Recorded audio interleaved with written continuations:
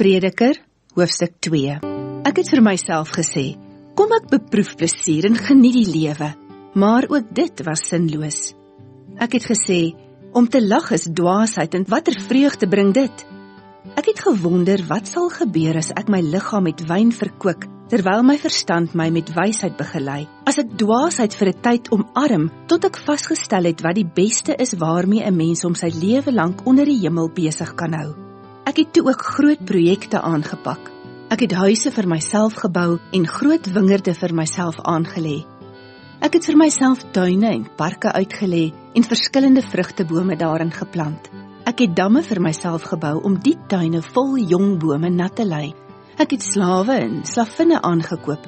Ander is as slawe in my huis gebore. Ek het groot troppe beeste en kleinvee besit, meer as enigeen wat voor my in Jerusalem geleef het. Ek het baie silwer en goud vir myself bymekaar gemaak, as ook 'n skat van konings en provinsies. Ek het sangers en sangeresse aangestel en die dinge bekom waarmee mense die lewe geniet, naamlik een meisie na die ander. Ek het ver uitgestyg bo almal voor my in Jerusalem en my wysheid het my baie gehelp. Alles wat my oë begeer het ek my nie ontsê nie. Ek het my nie teruggehou van enige plesier nie. Ek het genot gevind in my harde werk. Dit was my beloning vir al my inspanning. Ek het daarna egter nagedink oor alles wat ek bereik het, oor al die moeite wat ek gedoen het.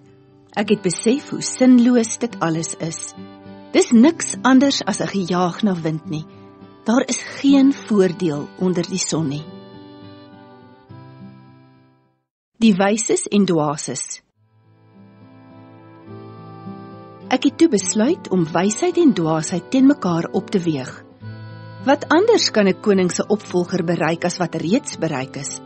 Ek het wel gesien dat wysheid meer waarde het as dwaasheid, net soos lig beter is as donkerte. Want wyse mense kan sien waar hulle gaan, terwyl die dwaas in die donker loop. Maar tog het ek besef, dieselfde lot tref sowel wyses as dwaase. As my lot dieselfde is as die van dwaase, wat is die sin om wys te wees, het ek my afgevra. Ek het besef, dit is ook alles sinloos, want die wyse mens en die dwaas gaan albei dood en niemand onthou hulle nie. In die toekoms word albei vergeet. Harde werk is sinloos. Ek was nie meer lus om te lewe nie, want wat onder die son gedoen word, het my teleurgestel.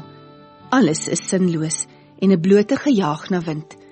Ek was moeg vir alles waarvoor ek in hierdie wêreld hard gewerk het, want ek moet dit alles nalat aan die een wat na my kom. En wie sal weet of hy 'n wyse of dwaas gaan wees? En tog sal hy beheer uitoefen oor alles wat ek met moeite en wysheid onder die son tot stand gebring het. Dit alles is dus sinloos. Ek het dus opgehou om myself tot wanhoop te dryf oor alles waarmee ek met soveel moeite onder die son my besig gehou het. Want 'n mens wat met wysheid en bekwaamheid gewerk het, moet sy besittings oorgee aan iemand wat nie daarvoor gewerk het nie. Dis alles sinloos en vrugteloos. Wat kry die mens vir al sy harde werk waarmee hy hom met soveel ywer onder die son vermoei? Sy hele lewe is vol pyn en leed. En alles wat hy onderneem is verdriet. Selfs in die nag kry hy nie rus nie. Ook dit is alles sinloos. Daar is vir die mens niks goeds behalwe dat hy kan eet en drink en ten spyte van sy arbeid nog die goeie kan geniet nie. Ek het besef, dit is 'n gawe wat uit God se hand kom. Want wie kan sonder hom enige iets eet of geniet? God gee wysheid, kennis en blydskap vir die mens wat hom vreugde bring. Maar van die dwaas eis hy om rykdom op te gaar en bymekaar te maak, net om dit te gee aan iemand met wie God tevrede is. Dit is ook sinloos, 'n blote gejaag na wind.